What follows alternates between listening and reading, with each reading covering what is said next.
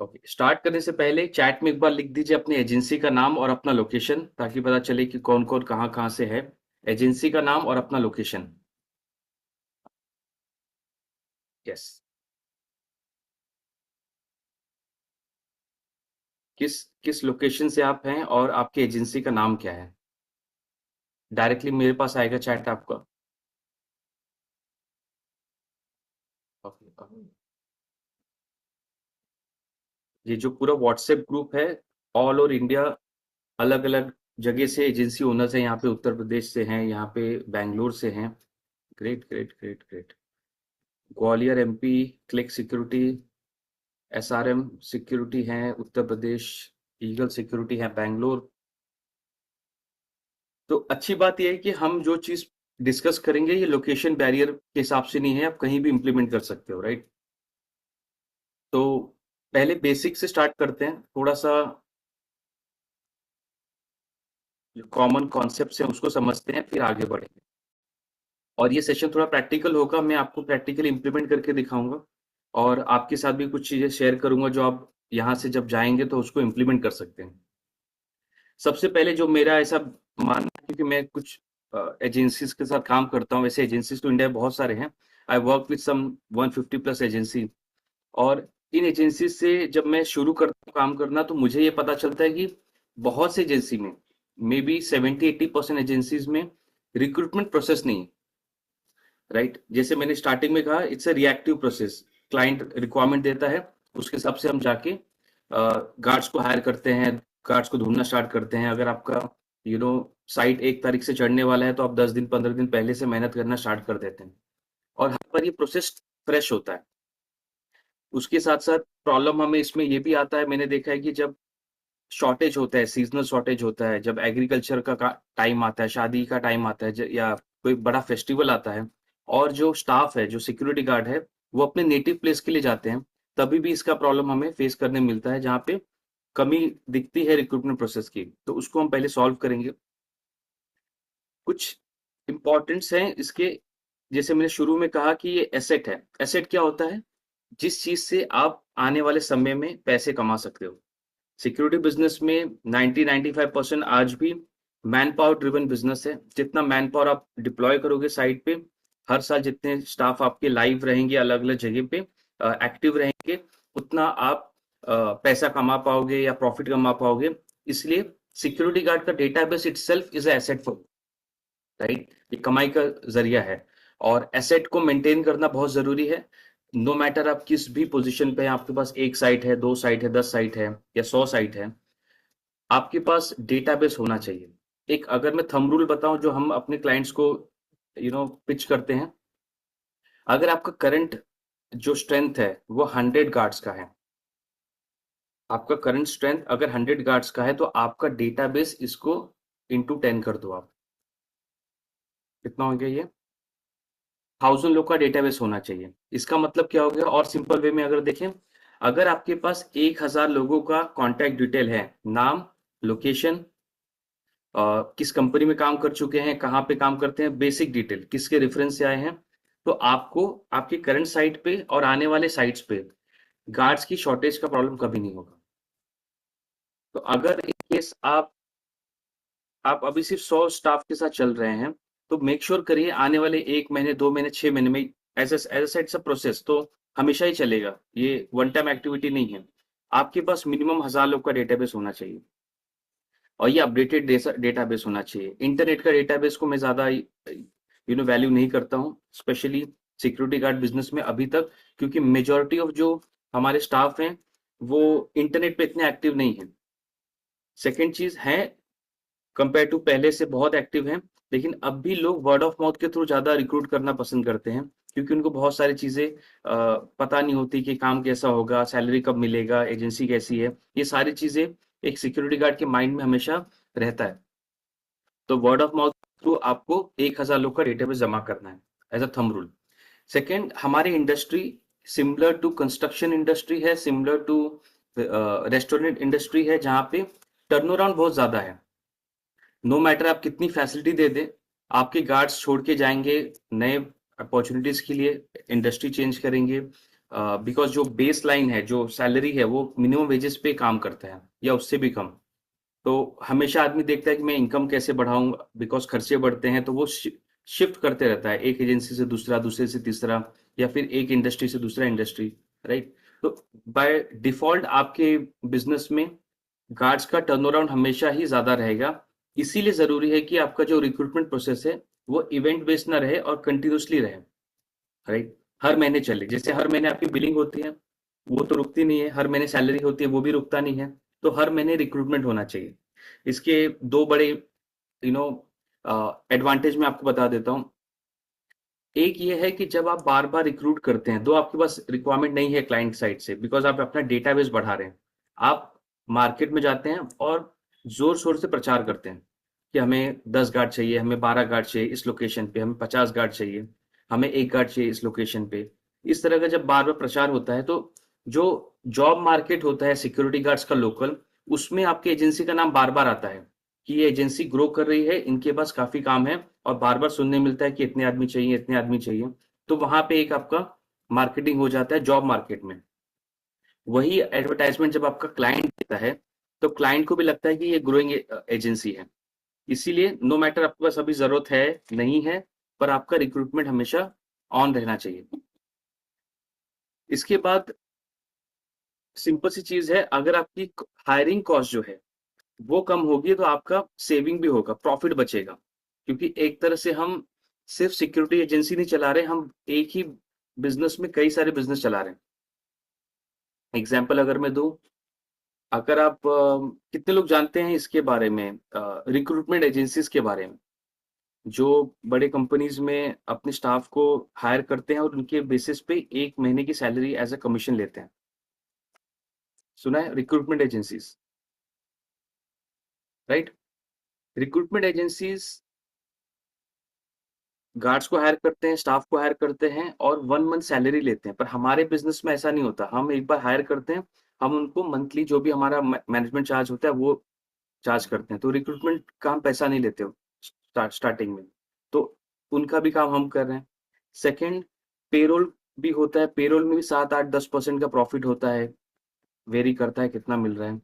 एक तरह से हम अपने स्टाफ का पेरोल भी कर रहे हैं, उसका भी क्लाइंट से पैसा नहीं ले रहे हैं। तीसरा, ट्रेनिंग हम अपने स्टाफ को दे रहे हैं, उसका भी पैसा नहीं दे रहे हैं, तो ट्रेनिंग कंपनी भी है हम। तो एक ही बिजनेस में हम कई सारे कंपनीज का रोल प्ले करते हैं। इस केस में हमें क्या करना है, हमेशा अपना हायरिंग कॉस्ट कम रखना है, नहीं तो प्रॉफिट आपका नहीं होगा। टर्नओवर बढ़ते जाएगा पर प्रॉफिट कभी नहीं होगा। राइट। तो एज अ सेट, बहुत इंपॉर्टेंट है एक हायरिंग प्रोसेस को सीरियसली लेने के लिए। उसके बाद आता है क्वालिटी ऑफ मैन पावर। कई बार आपने देखा होगा कि एजेंट्स, आपके जो क्लाइंट्स हैं, वो आपका पैसा नहीं बढ़ा रहे हैं, आपकी सैलरी नहीं बढ़ा रहे हैं आपके कार्ड्स की, पर वो दूसरे को हायर करके उनको ज्यादा पैसा देने के लिए रेडी है। ऐसा कितने लोगों के साथ हुआ है कि जब आप क्लाइंट के पास जाते हैं पेमेंट इंक्रीज करने के लिए या डिमांड करने के लिए, सर थोड़ा और बेटर करिए, स्टाफ थोड़ा और अच्छे क्वालिटी का देंगे, तो वहां पे वो आपको पैसा नहीं देते हैं, आपको पैसा बढ़ा के नहीं देते हैं, लेकिन आपको ये जरूर बोलते हैं कि हम दूसरी एजेंसी को रखेंगे और बेटर प्राइस पे।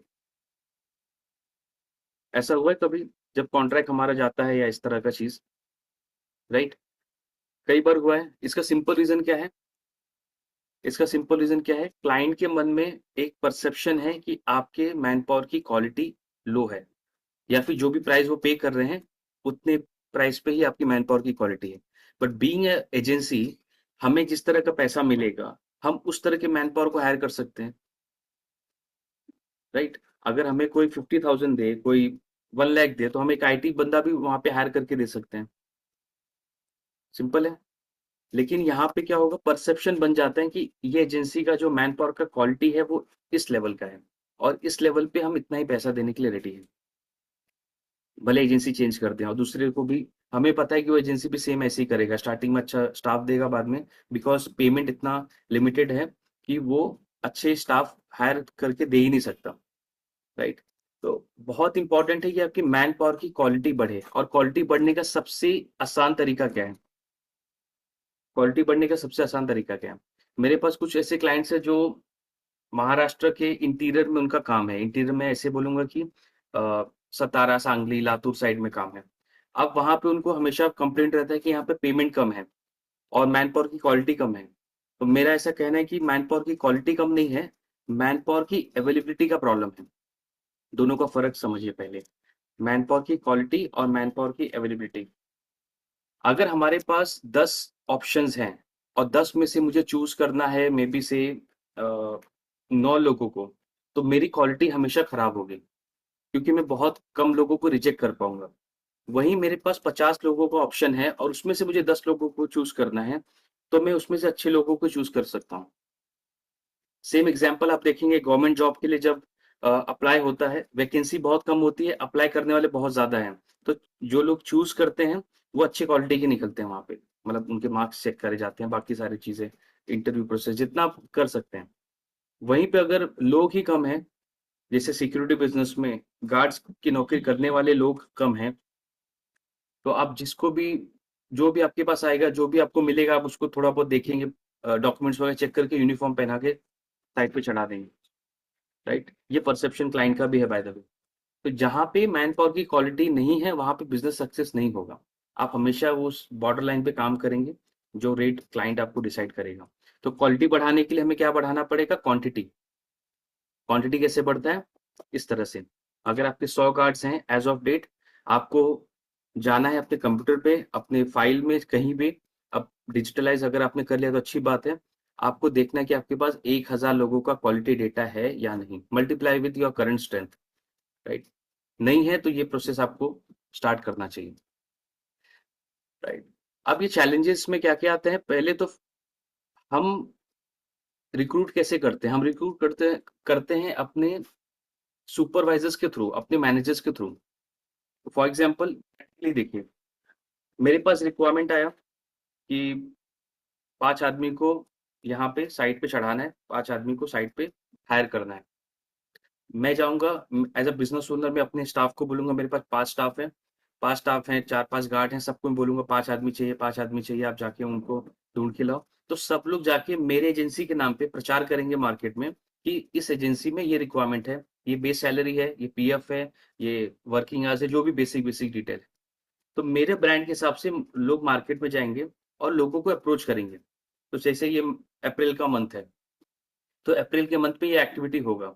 तो जैसे एक सुपरवाइजर या मैनेजर जब प्रचार करेगा तो मे बी उसको 10 कॉल्स आएंगे। राइट, या फिर वो 10 कॉल करेगा किसी को कि हमारे वहां पे वैकेंसी है, वैकेंसी है, ऐसे करके।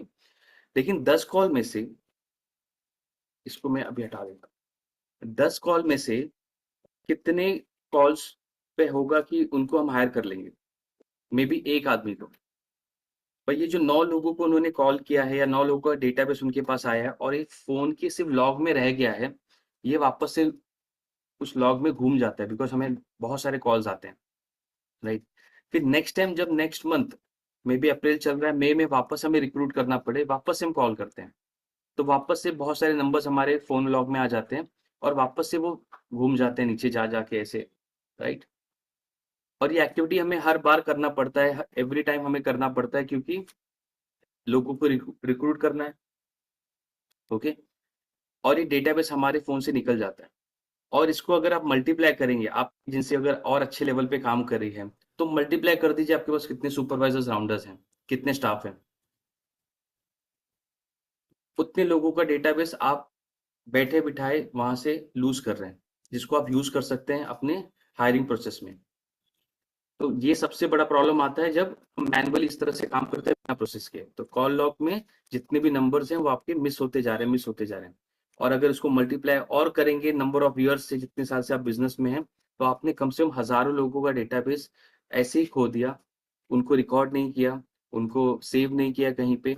नहीं तो उसी स्टाफ को काम कॉल करके, उसी गार्ड को कॉल करके आप उसको हायर कर सकते हैं या उसके थ्रू और लोगों को हायर कर सकते हैं। तो अगर आप 2-4-5 साल से एक इंडस्ट्री में हैं, तो सिक्योरिटी गार्ड भी 2-4-5 साल से उस इंडस्ट्री में है, मे बी आपकी एजेंसी में नहीं है, किसी और में है। तो एनी टाइम उसके थ्रू आप कई लोगों को हायर कर सकते हैं। तो ये सबसे बड़ा लॉस होता है जब हम फोन नंबर से डील करते हैं, हर जगह अपना फोन नंबर जब मेंशन करते हैं। राइट, एंड उसके बाद आता है कि हमारी डिपेंडेंसी सुपरवाइजर्स और फील्ड ऑफिसर पे रह जाती है। ये सबसे बड़ा प्रॉब्लम है। End of the day, may be 10-20% of rounder supervisors आपके साथ लाइफ टाइम काम करेंगे, 10-20%, नॉट मोर देन दैट। बाकी 80% will keep on switching job. तो अगर मैं आपका सुपरवाइजर हूँ, इमेजिन करिए आपने मुझे सब पावर दे दिया कि आपको मुझे हायर करना है स्टाफ को, मैं लोगों को कॉल कर रहा हूँ, डेटाबेस मेरे पास आ रहा है, मैं हर साइट पे फील्ड पे राउंड मार रहा हूँ। उसके बाद 1 साल के बाद मैं स्विच करके दूसरी एजेंसी में चले जाता हूँ, तो जितना भी डेटा मेरे पास है मैं वो लेके दूसरी एजेंसी को दे दूंगा या वहां पे यूज करूंगा, ताकि मेरी जॉब वहां पे बनी रहे। लॉस किसका हुआ? आपका हुआ, आपकी एजेंसी का। तो ये सबसे बड़ा प्रॉब्लम है कि हम सिस्टम पे ना छोड़ के लोगों पे डिपेंड है। और ये सबसे अच्छा तरीका है सुपरवाइजर के थ्रू हायर करने का, पर इसको बेटर किया जा सकता है, राइट? तो ये एक लॉस है, हमेशा होता है जब राउंडर छोड़ के जाता है। कई बार मुझे एजेंसीज के कॉल आते हैं कि हमारे एक सुपरवाइजर या मैनेजर था, उन्होंने हमसे क्या कहते हैं, रिजाइन करने के बाद 2-3 क्लाइंट भी लेके चले गए। रिजाइन करने के बाद कुछ स्टाफ भी लेके चले गए, ग्रुप बन जाता है ना, ट्रस्ट बन जाता है कि चलो मैं यहाँ पे जा रहा हूँ। नॉर्मल कंपनीज में भी ऐसे ही होता है, कोई आईटी कंपनी में है, कोई एक कंपनी छोड़ के दूसरी में जा रहा है, तो अपने दोस्त यार को बताता है कि वैकेंसी आ जाओ यहाँ पे, बेटर पे है, तो सब अब ऑटोमेटिकली स्विच कर जाते हैं। पर लॉस किसका हो रहा है? आपकी एजेंसी का। तो इसके बाद जैसे मैंने कहा, डेटा लॉस होता है जब एजेंसी में गार्ड या सुपरवाइजर आपके छोड़ के जाते हैं। उसके पहले आपको डेटाबेस बना के रखना है। और सबसे बड़ा प्रॉब्लम है मैनुअल प्रोसेसिंग का, जो बायोडाटा प्रिंटिंग होता है, जो काफी साल पुराना मेथड है। क्योंकि अब ऐसा हो गया कि कई सारे जो क्लाइंट्स हैं, जब भी आप किसी स्टाफ को हायर करते हो, क्लाइंट का कहना होता है कि आपको उनके बायोडाटा को भी सबमिट करना है हायरिंग के टाइम पे। अगर इसको मैनुअल आप रखेंगे तो बहुत मुश्किल है, राइट? आइए डायरेक्टली जंप करते हैं, इसको इम्प्लीमेंट कैसे करेंगे। हम क्या करेंगे, हर प्रोसेस को छोड़ के एक सिंगल फॉर्म अपनी एजेंसी का रखेंगे, सिंगल फॉर्म। उस सिंगल फॉर्म के थ्रू ही सारा रिक्रूटमेंट होगा। यानी कि आप देखिए, अलग अलग रिक्रूटमेंट के तरीके हमारे पास, राइट? ऑप्शंस हमारे पास कितने हैं। सबसे पहला ऑप्शन है हमारे पास सुपरवाइजर का। अब सुपरवाइजर के थ्रू जब हम हायर करेंगे तो हम क्या कहेंगे कि भाई आप जाओ मार्केट में, लोगों को कॉल करो, और कॉल करने के बाद जो भी कॉल आपका होता है वो फॉर्म फिल करना है। आपने 10 लोगों से बात किया, मैं नहीं मानता, फॉर्म फिल करिए, 10 लोगों का नंबर वहां पे डालिए और छोड़ दीजिए, ठीक है? जिसको हायर किया उसका डेटा तो आपके पास बायोडाटा के रूप में आ जाएगा, लेकिन जिससे बात हुई उसका डेटा भी सुपरवाइजर का जो है वो फॉर्म में आना चाहिए। तब आप मानेंगे कि उन्होंने 10 लोगों से बात किया, 20 लोगों से बात किया, राइट? इससे क्या होगा, जब राउंडर सुपरवाइजर अगर एजेंसी छोड़ के जाएंगे तो फॉर्म फिल करने की वजह से वो डेटा आपके पास रह जाएगा। उसके बाद हम कहाँ से हायर करते हैं, एक बार चैट में लिखिए अलग अलग। हम व्हाट्सएप से करते हैं, व्हाट्सएप ग्रुप बनाते हैं, बहुत सारे व्हाट्सएप ग्रुप में हम पार्ट हैं। वहां पे आप क्या करोगे, वहां पे अपने कंपनी का फॉर्म लिंक शेयर करोगे। क्यों शेयर करोगे? क्योंकि डिजिटल चीज है, जितना आप फॉर्म सर्कुलेट होगा उतने लोग उसको भर पाएंगे। वहां पे नंबर मेंशन करने से बहुत कम लोग हैं कि डायरेक्टली वो आपको व्हाट्सएप कॉल वहां से करें। और क्या सोर्सेज हैं हायर करने के, एक बार बताइए। व्हाट्सएप ग्रुप हो गया, ऑनलाइन आप करते हैं यहाँ पे फेसबुक एफबी पे, या फिर अ, अपना जॉब टाइप का वेबसाइट्स हैं, वर्क इंडिया है अगर, राइट? यहाँ पे भी क्या करना है अपने को, फॉर्म का लिंक शेयर करना है, राइट? क्योंकि इंटरनेट पे जो भी चीज़ होगा, फेसबुक पे बाकी जगहों पे वो सर्कुलेट होते रहेगा। उसके बाद और बताइए, सोशल मीडिया पे। अच्छा, व्हाट्सएप पे व्हाट्सएप स्टेटस भी आ गया, ठीक है? स्टेटस का सबसे बड़ा प्रॉब्लम क्या है, मैंने बहुत से एजेंसीज देखे हैं, स्टेटस में डालते हैं मेरे पास ये वैकेंसीज हैं, क्योंकि व्हाट्सएप चेक करते हैं बहुत सारे कार्ड्स, राइट? अब उसमें प्रॉब्लम ये आता है कि आप ना मोबाइल नंबर डालते हो। आप थोड़ा सा प्रैक्टिकली सोच के देखिए, मैं एक सिक्योरिटी गार्ड हूँ, मुझे आपके मेरे मोबाइल पे आपका स्टेटस दिख गया कि यहाँ पे रिक्रूटमेंट करना है, मुझे जॉब चाहिए या फिर मेरे जान पहचान वाले को जॉब चाहिए, तो मुझे आपका स्टेटस पॉज करके स्क्रीनशॉट लेना पड़ेगा। स्क्रीनशॉट लेने के बाद उस नंबर को कहीं पे कॉपी करना पड़ेगा या फिर याद करके डायल करना पड़ेगा। ये बड़ा लंबा प्रोसेस है, राइट? इस प्रोसेस में कई बार ड्रॉप हो जाते हैं, किसको अप्लाई करना भी हो जस्ट चेक करने के लिए कितनी सैलरी मिल रही है क्या है, और आपको तो डेटाबेस बनाना है वहां पे, वो अप्लाई नहीं करते, तो वो लॉस है। तो आप स्टेटस डालिए अपना, इमेज, इमेज के बाद उसको नीचे एक यूआरएल अपना जो फॉर्म है वो शेयर कर दीजिए। फिर जब सोशल मीडिया पे हम हायरिंग करते हैं वहां पे भी फॉर्म शेयर करिए। उसका रीजन बताता हूँ। कई बार अगर आप किसी सीनियर लेवल पे किसी को हायर कर रहे हो तो सोशल मीडिया पे वो आपको कमेंट करके या फिर वहां पे रिस्पॉन्ड नहीं करेगा आपके मैसेज को, क्योंकि उसका जो एम्प्लॉयर है, उसका जो दूसरे कलीग्स हैं वो भी सोशल मीडिया पे, राइट। कॉल भी करना मुश्किल है अगर वो फील्ड पे है, तो वहां पे नंबर सेव किया नहीं किया। सोशल मीडिया में चीजें ढूंढना मुश्किल है, फीड होता है, हर बार नई नई चीजें दिखती हैं, राइट। फॉर्म होगा तो क्लिक करके डायरेक्टली वो अपना जो इन्फॉर्मेशन है वहां पे फिल कर पाएगा, फिर उसके बाद आप उसको कॉल करके ये सारा चीज कर सकते हैं। और कौन से तरीके हैं आपको हायर करने के?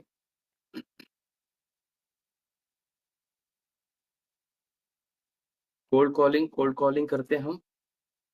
कोल्ड कॉलिंग में बताता हूँ मैं उसमें क्या कर सकते हैं,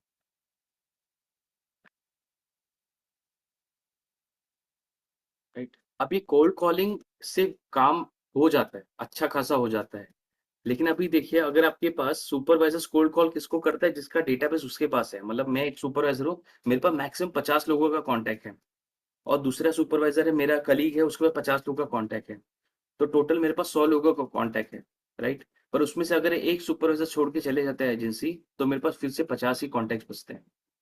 तो कोल्ड कॉलिंग का सिंपल मैथमेटिक्स क्या है? आप 100 लोगों को कॉल करोगे, 1 2 3 4% लोग ही आपको रिस्पॉन्ड करेंगे। तो इसका मतलब आपका नंबर ऑफ कॉलिंग कॉलिंग बढ़ाना पड़ेगा, राइट। इसको इंटू 10 कर दो आप। जितना डेटाबेस आपका स्ट्रांग होगा, जितना अच्छा डेटाबेस होगा, और जितना क्वालिटी डेटाबेस होगा, और जितने नंबर ऑफ कॉन्टैक्ट्स होंगे, उतना आपको ये कोल्ड कॉलिंग हेल्प करेगा। और यही नंबर बढ़ाने के लिए सारा ये जो प्रोसेस है हम यहाँ पे फॉलो कर रहे हैं। तो ये प्रोसेस हो गया। और क्या प्रोसेस हो गया हायर करने का? फ्लायर्स वगैरह बांटते हैं, पोस्टर लगाते हैं, ठीक है। पोस्टर में तो मोबाइल नंबर ही होगा, पोस्टर में आप फॉर्म नहीं डाल सकते, राइट। और कई सारे कॉन्टैक्ट्स आपके पास खुद आते हैं, पोस्टर में मोबाइल नंबर होगा लेकिन फॉर्म कैसे यूज, आई टेल यू। आपका जो एजेंसी का व्हाट्सएप ग्रुप है, आपका जो वेबसाइट पे भी आता है, आपका वेबसाइट से भी हायर होता है। वेबसाइट, सोशल मीडिया, हर जगह पे वो फॉर्म का लिंक होना चाहिए, apply for in R agency करके।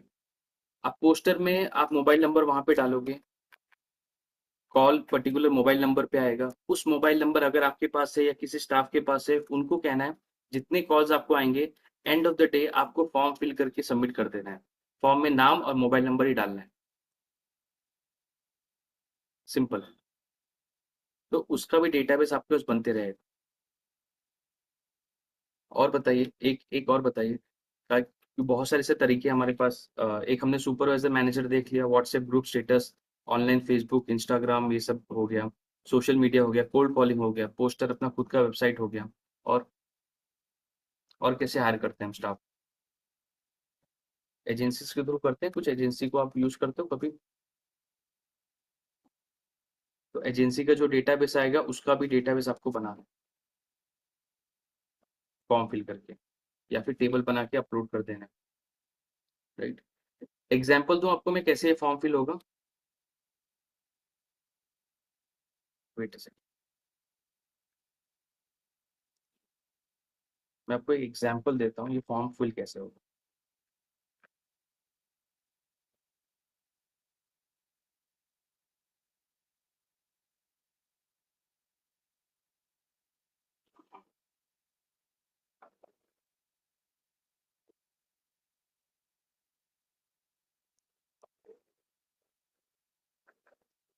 मैं चैट में एक लिंक शेयर कर रहा हूँ सभी के साथ।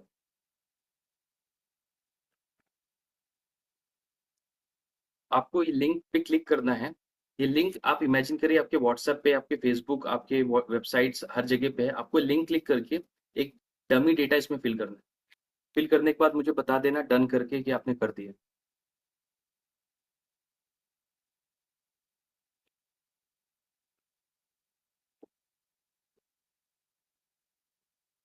One second.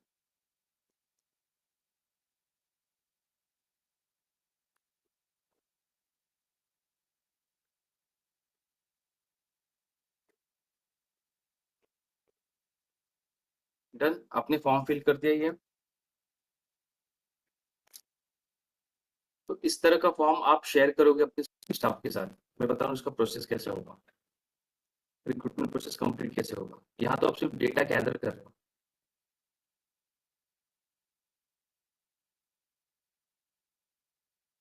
Right? अब जैसे ये डेटा गैदर होगा, आपको एक ईमेल आएगा। आपको क्या आएगा? एक ईमेल। आपको इन द सेंस आपके स्टाफ को, आपके एडमिन को, किसी को भी आ सकता है, जिसका भी नंबर आप डालेंगे। उसमें क्या लिखा होगा? New job application received. हर दिन आपको मैसेज आएंगे, 2 4 10 बाय डिफॉल्ट आते रहेंगे। क्योंकि ये जो प्रोसेस है, इसका क्या होता है? एक कंपाउंडिंग इफेक्ट होता है। कंपाउंडिंग इफेक्ट क्या होगा? एक बार आपने एक लिंक शेयर कर दिया ऑनलाइन, तो बार बार लोग उसको यूज करते रहेंगे, वो घूमते रहेगा एक तरह से। और जितना अ, समय तक ये आप एक्टिविटी करेंगे, आपको ये नंबर्स हमेशा बढ़ते रहेंगे। दिन में 10 12 15 आपको एप्लीकेशंस आते रहेंगे। राइट? एप्लीकेशन में क्या लिखा होगा कि ये नाम है स्टाफ का, ये उनका मोबाइल नंबर है, किसके थ्रू रेफरेंस आया है, इन्होंने आपका एप्लीकेशन भर दिया है। Right? It's a simple reminder. Right? और जैसे मेरे ऊपर यहाँ पे 2 आ गए, और भी लोगों ने फिल किया है शायद। लेट मी सी। एक यहाँ पे फिल किया है। राइट? इससे क्या हो गया कि मेरे पास डेटाबेस आने लगा। अब जैसे ही प्रोसेस में बता रहा हूँ कैसे इसको करना है, इसको ध्यान से देखना, ये सबसे इंपॉर्टेंट पार्ट है। हायरिंग का प्रोसेस। आपका हायरिंग का प्रोसेस स्टार्ट होगा फॉर्म से। हर जगह पे जैसे ये तरीका आपको चेंज नहीं करना है, तरीका आपका सब सेम रहेगा। जहां जहां से आपको स्टाफ आ रहे हैं, आपको क्या करना है? फॉर्म से स्टार्ट करना है। हर जगह फॉर्म आपका यूज होगा, कंपनी का फॉर्म। क्योंकि ये लाइफ टाइम आपके पास रहेगा, ये फॉर्म चेंज नहीं होना चाहिए। 1 साल 2 साल बाद अगर ये फॉर्म चेंज होगा, तो कोई उस पर क्लिक करेगा तो उसको कुछ नहीं मिलेगा वहां पे। इसलिए मैं कई बार गूगल फॉर्म प्रमोट करता हूँ, पर कई लोग गूगल फॉर्म बाद में उसको डिलिंक कर देते हैं, यानी कि वो लिंक काम नहीं करता। It's a loss for you. जैसे ही फॉर्म आएगा, फॉर्म फिल होगा, आपके पास क्या आएगा? ईमेल आएगा आपके स्टाफ के पास। आपके स्टाफ के पास जैसे ईमेल आएगा, ध्यान से देखना, इस पे मैं क्वेश्चन भी पूछ सकता हूँ कि आप कैसे इसको इम्प्लीमेंट करोगे। बहुत ही सीरियस है ये। फॉर्म में इंफॉर्मेशन आ गया कहीं से भी, इंटरनेट से, व्हाट्सएप से। राइट? बहुत सारे तरीके हमने डिस्कस किए। एक ईमेल आ गया मुझे कि आज 10 लोगों ने फॉर्म सबमिट किया है। ओके? कितना ईमेल आ गया मेरे पास? 10 लोगों ने, 10 ईमेल्स आ गए मेरे पास। मैं अपने स्टाफ को एक हायर करूंगा, या फिर अपने एग्जिस्टिंग स्टाफ में से एक स्टाफ को बोलूंगा हर शनिवार को शाम को, या फिर एवरी डे, बेस्ड ऑन कितना डेटाबेस अपने पास आ रहा है, हर ऑफिस जाने से पहले, ऑफिस छोड़ने से पहले, जितने लोगों का आपको एप्लीकेशन आया है, उतने लोगों को आपको कॉल करना है। ओके? उतने लोगों को आपको क्या करना है? कॉल करना है। तो कॉलिंग करना है। कॉलिंग करके दो चीजें करनी है। एक तो स्क्रिप्ट बनाना है आपको। स्क्रिप्ट क्या होता है? सामने वाला बोलेगा क्या। क्योंकि यहाँ पे जो कॉलिंग करने वाला है वो भी चेंज हो सकता है, यानी कि आज आपके पास एक स्टाफ है, कल को वो चले जाएगा तो दूसरे तरह से बोलेगा। तो आपको स्क्रिप्ट हमेशा सेम रखना है, जैसे कि I am calling from ABC agency, security agency.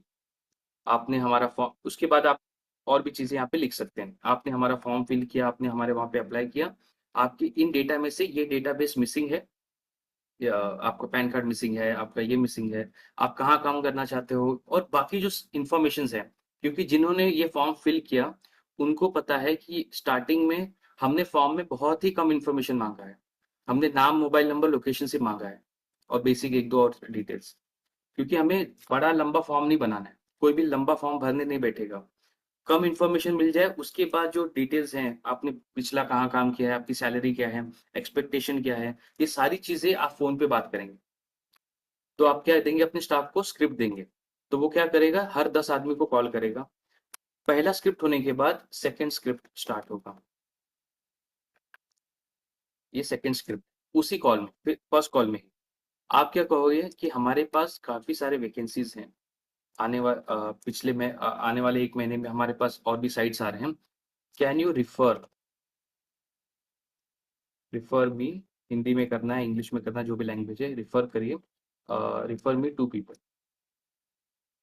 आप एक सिक्योरिटी गार्ड है, सिक्योरिटी गार्ड के पास और कितने नंबर्स होंगे? दूसरे सिक्योरिटी गार्ड्स का होगा। मैं अगर ड्राइवर हूं तो ड्राइवर्स के नंबर मेरे पास ज्यादा होंगे, कि उनके साथ उठना बैठना, बाकी सारी चीजें हैं।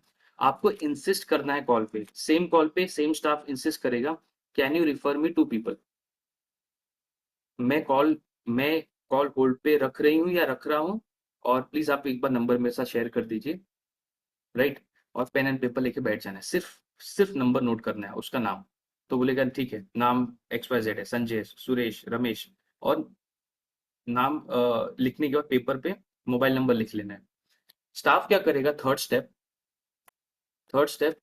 वो जो आपका फॉर्म है वो फॉर्म फिल करेगा,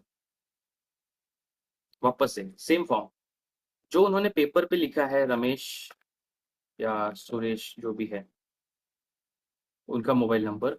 स्टाफ आपका वो फॉर्म फिल करेगा। फॉर्म फिल करने के बाद रेफरेंस में अपना नाम डाल देगा, ताकि पता चले आपको कि ये जो नंबर्स मिले हैं किसके थ्रू मिले हैं। तो जो कोल्ड कॉलिंग आपका कर रहा है यहाँ पे, जो स्टाफ है, जो अकाउंट्स करता है या फिर आपके उसमें एडमिन का काम करता है, लड़का है लड़की है, उनको बोलना है कि फॉर्म फिल करो और अपना नाम डाल दो, ताकि मुझे पता चले कि ये नंबर आपके पास आया कहाँ से। तो डेट वगैरह सब पता चल जाएगा, ठीक है। अब क्या हो गया, आपके पास 10 लोगों का कॉल आया, उसमें से समझो 8 लोगों का नंबर मिल रहा है, बाकी वेस्ट है, ऐसे किसी ने फॉर्म फिल कर दिया। मान के चलते हैं 5 लोगों का, राइट।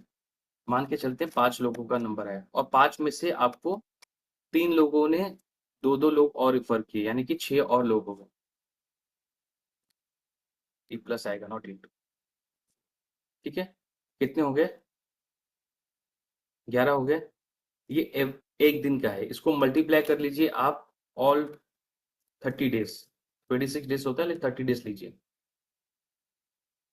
ये मल्टीप्लाई होते रहेगा ऐसे। और इसी को मल्टीप्लाई कर लीजिए 12 इसके साथ, 12 महीने के साथ, क्योंकि ये एक्टिविटी आप कब करेंगे, हर महीने करेंगे। एक बार मल्टीप्लाई करिए इसको, चैट में बताइए कुछ नंबर्स, मैं कैसे यूज करता हूँ एक बार। तो 11, हर दिन आपको 11 लोगों का नंबर मिल रहा है, बहुत ही बेसिक लेवल से मैं बता रहा हूँ, क्योंकि यहाँ पे अभी पार्टिसिपेंट्स का नंबर भी 11 है। 11 लोग का मिल रहा है इंटू 30 डेज, 330 हो गया कॉन्टेक्ट, इंटू 12। तो साल भर में आपके पास कितने कॉन्टेक्ट आ गए, 3660। ये बहुत ही बेसिक बता रहा हूँ, ऐसे कि हर दिन 11 11 ही आ रहा है, लेकिन आपको इससे ऊपर ऊपर बढ़ते जाएगा, जैसे जैसे समय बीतेगा, आप ये एक्टिविटी रिलीजियसली करेंगे, तो ये नंबर बढ़ते जाएगा। मिनिमम 3000 प्लस आपके पास स्टाफ का नंबर होगा। और ये स्टाफ यहाँ वहां से नहीं आए हैं, ये रेफरल्स के थ्रू आए हैं, वर्ड ऑफ माउथ के थ्रू आए हैं, और ये सिक्योरिटी गार्ड का काम करने के लिए रेडी है, अलग अलग प्राइस पॉइंट पे। तो ये आपका पूरा रिक्रूटमेंट प्रोसेस हो गया। स्क्रिप्ट, आप देखिए यहाँ पे डिपेंडेंसी में किस किस की हटा रहा हूँ आपके वहां से। फर्स्ट में डिपेंडेंसी हटा रहा हूँ कि मुझे कहाँ से डेटा आ रहा है वो कैसे पता चलेगा, तो मैंने फॉर्म डाल दिया वहां पे। अब ऐसे ही है कि पहचान वाले के थ्रू आ रहा है, कौन कहाँ से मुझे कॉल कर रहा है, सुपरवाइजर कॉल कर रहा है, कुछ नहीं पता। ये सिस्टम से आप अपने बिजनेस को 10 टाइम मल्टीप्लाई कर लीजिए। अगर आप 100 आदमी संभाल रहे हैं, 1000 आदमी करेंगे, तो ये सिस्टम काम नहीं करेगा जो अभी कर रहा है। तो form, recruitment portal, recruitment process डालना ही पड़ेगा, तो अभी से क्यों नहीं डाल दे, पैसे तो ज्यादा लग नहीं रहे। सेकंड हो गया, आपको ईमेल्स आ रहे हैं यहाँ पे, ठीक है, रिमाइंडर का प्रॉब्लम नहीं कि मुझे पता नहीं किसने फॉर्म भरा नहीं भरा। यहाँ पे एक स्टाफ लग रहा है आपका, जो पार्ट टाइम है। ये पूरा दिन कॉल नहीं करना, 10 कॉल करने के लिए मे बी आधा 1 घंटा लगेगा। तो किसी को भी पार्ट टाइम के लिए कॉलिंग करा सकते हैं एग्जिस्टिंग स्टाफ में से, जिसके पास कम काम है। या फिर महीने के उस दौरान में जहाँ पे काम कम होता है, बिलिंग हो गई, सैलरी हो गया, 5 10 दिन, 5 या 10 दिन बचे हैं, वहां पे कर सकते हैं। ओके। बाय द वे, मेरे मुंह में थोड़ा सा चोट आ गया, इसलिए मैं थोड़ा सा बोल नहीं पा रहा हूँ बराबर, बट इग्नोर करिए उसको, ठीक है। तो पार्ट टाइम पे कॉलिंग कराना है, तो यहाँ पे डिपेंडेंसी कम हो गई। स्क्रिप्ट बहुत इंपॉर्टेंट है, आपकी ब्रांडिंग इससे बनती है। कोई भी एजेंसी का आपका नाम हो, जैसे अभी हमारे कुछ लोगों ने एजेंसी का नाम शेयर किया था, राइट। उसका देखो, जैसे ईगल है, हाय आई एम कॉलिंग फॉर, या मैं कॉल कर रहा हूँ ईगल सिक्योरिटी से, बैंगलोर से, तो तुरंत उसको क्लिक होगा कि मैंने फॉर्म भरा था, राइट। आपकी ब्रांडिंग, बार बार नाम सामने वाले के दिमाग में जा रहा है, वो बहुत इंपॉर्टेंट है, राइट। जैसे कन्वर्सेशन होता है, वो बोलता है कि नहीं मैं ऐसे ही भर दिया था मैंने, मुझे नहीं चाहिए जॉब, बोले कोई बात नहीं, आप सिक्योरिटी में काम करते हो, बोले ठीक है, अभी जॉब कर रहे हो, हाँ अभी मैं दूसरी जगह कर रहा हूँ, मुझे छोड़ना नहीं है। जो भी XYZ उसका रीजन हो, वो धीरे धीरे फोन कर पे बात करने से आपको हर तरह के ऑप्शंस मालूम पड़ जाएंगे। फिर आपको क्या करना है, आपको 2 रेफरल मांगने हैं। बैठे बिठाए ऑफिस में आपको 2 लोग का, 3 लोग का नंबर मिल जाएगा, राइट। और उसी को हर महीने हर दिन कंटिन्यू करना है, हर दिन कॉलिंग करना है। जो नंबर आए हैं ऐसे ब्लैंक कॉल्स नहीं करने हैं, और हर महीने एक्टिविटी करना है अपने स्टाफ के थ्रू। और आपका डेटाबेस इस तरह से बन बन जाएगा। ये आपका रिक्रूटमेंट प्रोसेस है। नेक्स्ट सेक्शन में हम बात करेंगे गार्ड्स की शॉर्टेज जो है उसको कैसे सॉल्व किया जाए इसकी मदद से। तो आपको ये नहीं करना है कि 3,000 लोगों को सबको कॉल कर देना है गार्ड शॉर्टेज सॉल्व करने के लिए। उसका एक प्रोसेस बनाना पड़ेगा ताकि आप अगर आपके बिजनेस में नहीं है यानी कि छुट्टी पे हैं कहीं और गए हैं तो लोग उसको फॉलो कर पाए। जैसे ये जो प्रोसेस है इसका एक बार स्क्रीनशॉट आप ले लीजिए। ये जो प्रोसेस है ये आपसे इंडिपेंडेंट है, आप पे डिपेंडेंट नहीं है। कोई भी होगा स्टाफ वो ये चीज फॉलो कर सकता है इजीली। इसके लिए आपको खुद प्रेजेंट होने की जरूरत नहीं है, राइट? ये पावर होता है प्रोसेस का। तो इसको आप एक बार स्क्रीनशॉट ले लीजिए, then will start with question answers. And इससे रिलेटेड अगर कोई क्वेश्चन है जो अभी तक हमने डिस्कस किया है, राइट, 1 सेकेंड, ये सभी पॉइंट्स हमने यहाँ पे डिस्कस करे हैं। इससे रिलेटेड कुछ क्वेश्चन होगा तो आप मुझे पूछ सकते हैं।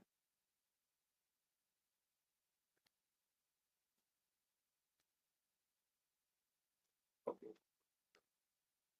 आप रेज हैंड कर सकते हैं एंड आप अपना क्वेश्चन चैट में भी लिख सकते हैं, दोनों ऑप्शन आपके पास है। हम लाइव रहेंगे फॉर नेक्स्ट 10 मिनट्स के लिए and then we will sign of.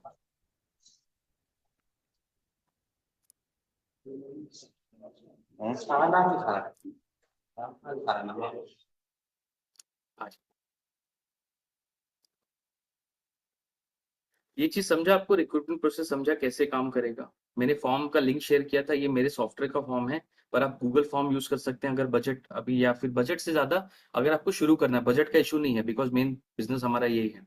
आप गूगल फॉर्म से भी शुरू कर सकते हैं, पर जब वहां पे आपको उसका लिमिटेशन पता चलेगा तब आप यहाँ पे शिफ्ट कर सकते हैं। अदरवाइज स्टेप 1 ये है कि आपके पास कोई ना कोई प्रोसेस होना चाहिए। ये इंपॉर्टेंट है, सबसे इंपॉर्टेंट वो है।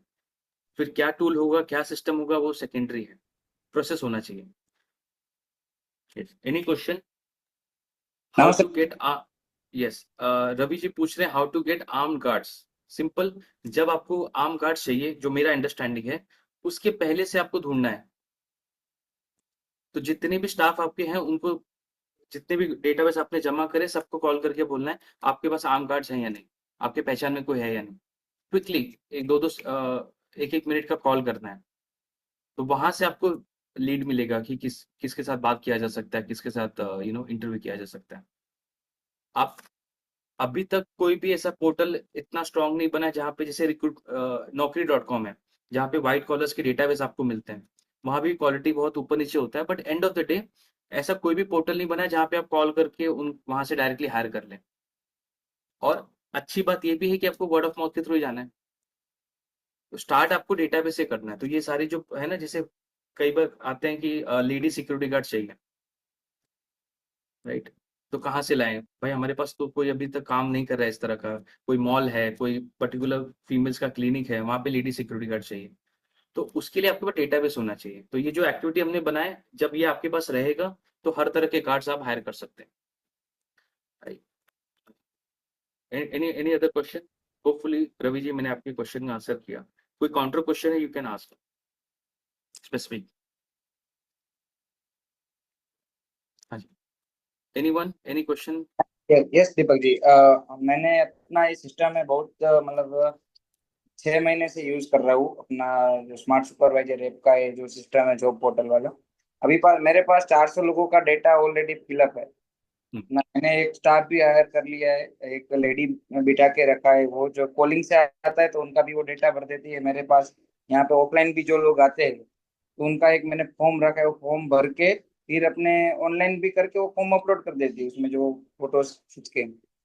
तो ये यूज, लेकिन इतना भी यूज नहीं, मतलब 6 महीने से ट्राई कर रहा हूँ लेकिन इतना एक्सपोनेंशियली बढ़ नहीं रहा है। मतलब आप इसको कैसे सॉर्ट आउट करें? राइट राइट, अभी आपने बोला ना, मुझे एक और क्लिक हुआ। जो आप स्टाफ आपका वॉकिंग आता है उसका फॉर्म भरते हो?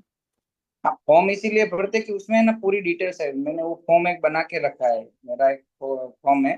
तो हम्म। उस भर के उसको फिर फोटो खींच के वहीं पे ही अपलोड कर देते हैं अपने ऑनलाइन पोर्टल में, जो अपना जॉब पोर्टल वाला है उसी में। हाँ, आप पोर्टल के थ्रू भी फॉर्म प्रिंट कर सकते हैं, आपने देखा है उसमें शायद डिटेल्स कम होंगे। उसमें क्या है कि जो मुझे जो चाहिए ना डिटेल्स, वो वो नहीं डिटेल्स होगा। थोड़ा कम है, तो उसमें मैंने हाँ अपना खुद का थोड़ा बनाया रखा हुआ है। हाँ, ये लिंक को आप सोशल मीडिया पे शेयर करते हो? अभी तक बहुत कम किया है, इसीलिए शायद इतना आपका फायदा नहीं। आपका आपका कोई वेबसाइट का लिंक मुझे भेजोगे, या सोशल मीडिया का, या व्हाट्सएप का, कुछ ऐसे जहाँ पे मैं देख सकूं? आपको करना क्या है बेसिकली, मुझे दिखाना क्या है आपको कि ये जो फॉर्म है ना, ये अभी आप अपने इंटरनल यूज कर रहे हो। हम्म। इंटरनल यूज करके 400 लोग का डेटाबेस आपके पास आ गया, कुछ हम्म। आपने कहा 6 महीने में, मोटा मोटा मान के चलते हैं 60-70 डेटा पर मंथ। हम्म। राइट? अब इसको मल्टीप्लाई कैसे करना है, इसको सोशल मीडिया पे डालना है, पहला ओके। चीज। ठीक है, अभी जैसे और इजीली बताता हूँ मैं आपको। मैं इसी से कैसे स्टार्ट करूंगा। अच्छा, जो एजेंसीज के पास पहले से डेटाबेस है वो कैसे कर सकते हैं डे वन से स्टार्ट। अब आपका स्टाफ कॉल करता है आपके डेटाबेस को, सॉरी, जो कॉल्स आते हैं वगैरह, तो हम्म। ये मेरे पास स्टार्ट है, 400 लोगों का डेटा है। अब मेरे पास प्रॉब्लम आ रहा है, जो आपको आ रहा है कि डेटाबेस बढ़ नहीं रहा है, यही प्रॉब्लम है। तो अप्रैल मई तक मेरे पास 400 लोग का डेटा है, फॉर्म्स के थ्रू, विजिट के थ्रू मैंने कर दिया। पहले तो मैं हर जगह पे, सोशल मीडिया से लेके हर जगह व्हाट्सएप पे वो फॉर्म शेयर करूँ। ठीक है, वो अभी नहीं हो रहा है, हर जगह पे डाल देंगे, तो वहां से डेटाबेस बढ़ते जाएगा, ये 400 में और ऐड होते जाएंगे। सेकंड, अप्रैल मंथ में हम ये 400 लोग को कॉल करेंगे। 400 लोगों को कॉल करने के बाद पहले तो हालचाल पूछेंगे, क्योंकि ये पहले से हमारे पास कर चुके हैं। शायद आपके वहाँ काम कर रहे हैं या फिर आपके वहाँ काम नहीं कर रहे हैं। आपको क्या करना है, हाय रमेश जी, मैं, एक ही आदमी का नाम लोगे, अच्छा है, मेरा अपना, मैं दीपक बोल रहा हूँ, अ, त्रिनेत्रम, करेक्ट है sir? Yes sir, yes. Right. So hi Ramesh ji, मैं दीपक बोल रहा हूँ त्रिनेत्रम सिक्योरिटी से, कैसे हैं आप? ये स्क्रिप्ट हो गया। ये स्क्रिप्ट का सेकंड पार्ट क्या हो गया, हमारे यहाँ पे वैकेंसी है 2 लोगों की। हमारे यहाँ वैकेंसी है 2 लोगों की, इस लोकेशन पे कोई कांटेक्ट है आपके पास?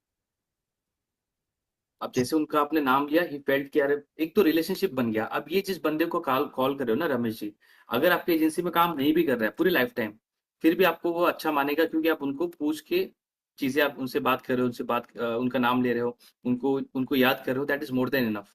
उनको है कि मेरे पास ये एजेंसी का पहचान भी है। तो आपने यहाँ, मैंने 2 का लिया, आप बोल सकते हो यहाँ पे मेरे पास 5 लोगों का वैकेंसी है, आप दे सकते हो क्या, हर महीने मुझे कॉल करना है। तो 400 में से प्रैक्टिकली शायद ऐसा होगा कि 400 लोगों में से मे बी 200 लोग आपको एक एक आदमी रिफर करेंगे, यानी कि 200 कॉन्टैक्ट आपके ऐड हो जाएंगे। तो ये 200 कॉन्टैक्ट ऐड होने के बाद ये आपका बन जाएगा 600 अप्रैल मंथ में। अप्रैल मंथ में, फिर मई मंथ में आपको ये जो 200 लोग हैं इनको कॉल करना है। स्टाफ तो अपने पास हायर कर लिया है, उसको सैलरी दे ही रहे हैं, हमें लोगों को लोगों के थ्रू कॉन्टैक्ट्स लेना है। आपको फिर उसमें क्या मिलेगा, एक बंदा ऐसा मिलेगा, सर क्या एक पूछ रहे हो, मेरे पास, मैं राउंडर सुपरवाइजर हूँ, मेरे पास 10 लोग हैं, 50 लोग हैं, आपको कितना आदमी चाहिए? तो आप अपने डेटा बेस में लिख लीजिए कि ये बंदा कह रहा है कि इसके पास 10 आदमी, 50 आदमी है, तो जब भी मौका मिलेगा तो उसको आजमा लेंगे या उसको हायर कर लेंगे। तो इस तरह का डेटाबेस आपके पास बनते रहेगा। तो डेटाबेस से डेटाबेस बनाना है, राइट? सो ये अगर आप मल्टीप्लाई करो पूरे साल भर, दिसंबर तक करोगे, तो ये डेटा कितना हो जाएगा, ऑलमोस्ट 1000 के ऊपर चले जाएगा, जो अभी पेस थोड़ा स्लो है। तो ये मेथड यूज करना है, जो मैंने प्रोसेस में भी बताया था आपको। और स्क्रिप्ट लिखना है। स्क्रिप्ट क्या करना है, प्रिंट लेके ऑफिस के डेस्क पे लगा देना है, ताकि सामने वाला जब फोन करे तो वो पढ़ के करे, उसको याद, टीचिंग नहीं कराना है। तो अगर वो बंदा हट जाएगा, बोलेगा बाजू हटो, अभी दीपक बैठ के कॉल करेगा, दीपक स्क्रीन पे देखेगा, हाय, डैश डाल दो, सामने वाले का नाम रमेश जी, मैं त्रिनेत्रम सिक्योरिटी सुरेंद्र नगर से बोल रहा हूँ, सिंपल। तो एक प्रोफेशनलिज्म भी आ जाएगा, आपका हेडेक भी हो गया, कितने को कॉल किया, क्या बात किया, सब आ गया उसमें। राइट, ये तरीका आप यूज करो, एंड लेट्स सी डेटाबेस बढ़ता है या नहीं। श्योर श्योर, मैंने एक दूसरा भी ऐसा जमाया था, अपना एक क्यूआर जो है वो प्रिंट करके यहाँ के जो लोकल बस स्टैंड होते हैं, तो वहां पे भी चिपकाया था एक पूरा क्यूआर स्कैन करो और अपना जो पोर्टल, तो उसे उसमें भी थोड़ा डेटा मिला था। आया था, आ काम जाएगा, हाँ। करता है, ऐसा नहीं कर हाँ, रहे। हाँ, तो हर जगह पे बेसिकली ये रूटीन है ना, एक प्रोसेस है। प्रोसेस क्या होता है कि हमेशा चलना चाहिए। जैसे आप बंद कर दोगे वो बंद हो जाएगा, राइट। तो वो हमेशा आपको, जैसे व्हाट्सएप पे आप डालते हो, फेसबुक पे डालते हो, तो वो लिंक शेयर करिए या फिर वो क्यूआर कोड शेयर करिए, वो ज्यादा थोड़ा प्रोफेशनल लगता है कि हमारे कंपनी में अप्लाई करने के लिए क्यूआर कोड स्कैन करो या फिर यहाँ पे कॉल करो, तो ब्रांडिंग भी बन जाता है आपका। Okay okay, any other question?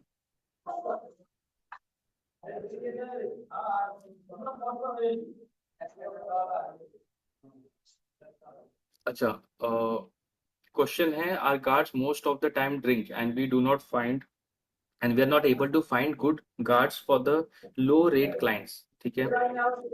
And also, a one second please mute कर लीजिए Shrikant ji. And also how do I find good field officer because he hardly works, we have less units and other field officer ask for a very big salary, we hire guards through field officers। क्या आपके sir question में बहुत सारे answers हैं। आपके वहां पे जो गार्ड्स हैं, ड्रिंक वाला प्रॉब्लम है तो ड्रिंक वाले गार्ड्स आपको नहीं चाहिए। जब आपको ड्रिंक्स वाले गार्ड नहीं चाहिए या किसी को नहीं चाहिए बाय द वे, तो आपके पास नॉन ड्रिंक वाले गार्ड्स के डेटाबेस होना चाहिए, राइट। वहां से हायर करोगे तो ड्रिंक वाले लोग नहीं मिलेंगे। अभी कोई नहीं मिल रहा है तो जिसको भी रख रहे हो वो ड्रिंक भी कर रहा है। अब उसको हटाने की हिम्मत हमारे पास क्यों नहीं, क्योंकि उसको हटाएंगे तो दूसरे को रखेंगे कहाँ से। मेरे पास एक दो बंदे ही हैं, पर अगर मेरे पास लाइन पड़ी है 100 लोगों की। इंडिया में by the way job job का अगर प्रॉब्लम आ रहा है ना लोगों को, तो वर्ल्ड में कहीं भी नहीं सॉल्व होगा। इंडिया में इतने लोग जॉब बिना जॉब के हैं। प्रॉब्लम हमारे अंदर है कि हमारे पास अवेलेबिलिटी का प्रॉब्लम है। हमारे पास लोग अवेलेबल नहीं है, ऑफिस के बाहर लाइन नहीं खड़ी है कि इतने लोगों को अप्लाई करना है। उसके बहुत सारे रीजन है। एक रीजन आपने भी बोला कि उनको बड़ी सैलरी चाहिए। हम बड़ी सैलरी नहीं दे रहे तो लोग हमारे पास नहीं आ रहे, सिंपल एज दैट। पर जिन्होंने बड़ी सैलरी पे स्टाफ को हायर किया है, जस्ट आज देम उनको क्या प्रॉब्लम फेस होता है।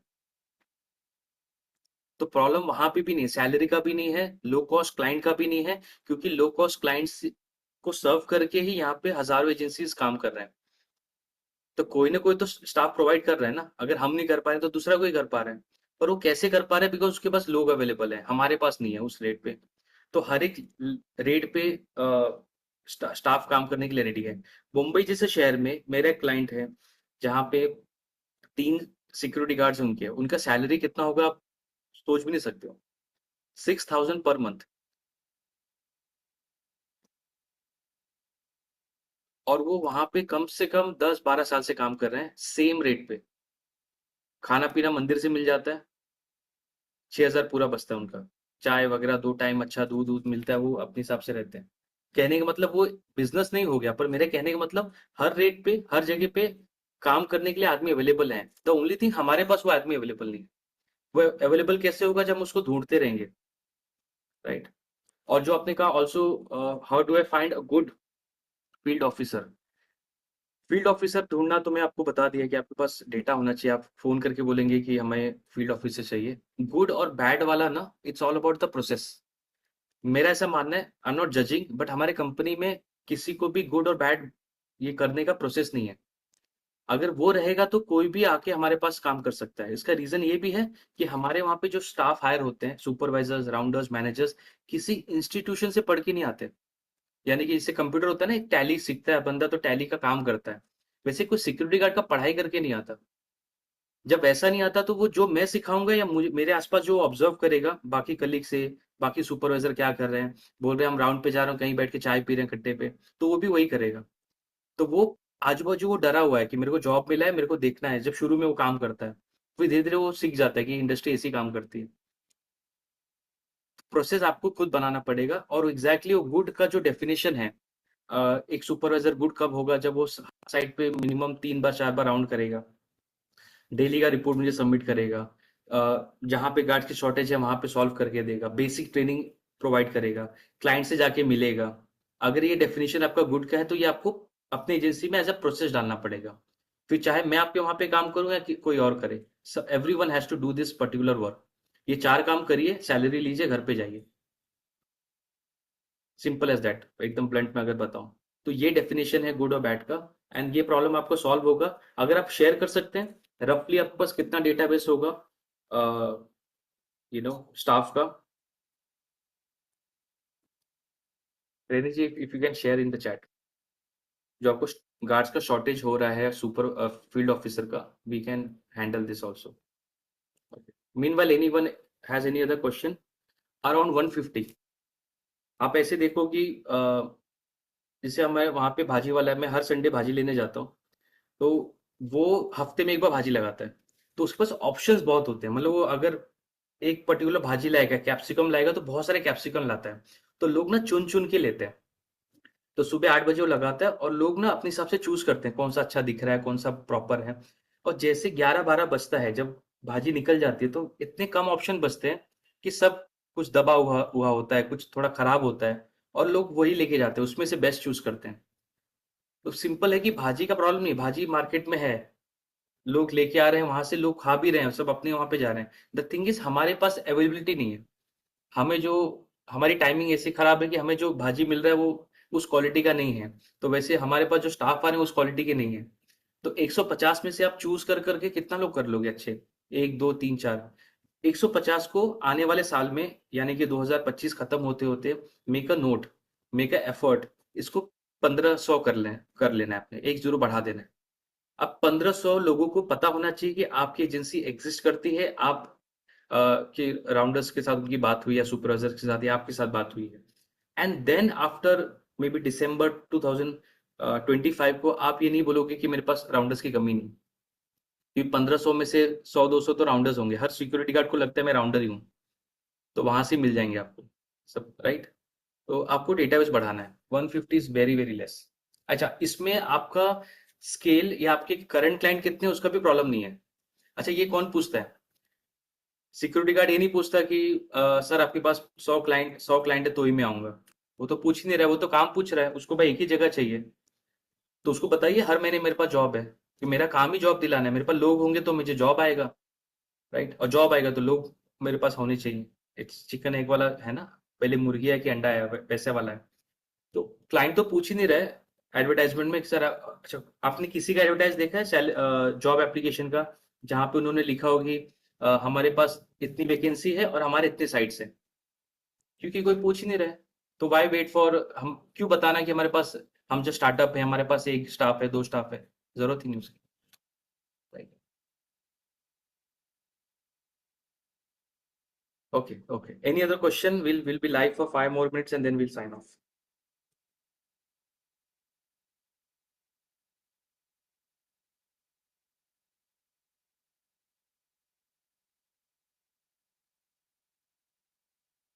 Yes. Okay, let me stop the recording.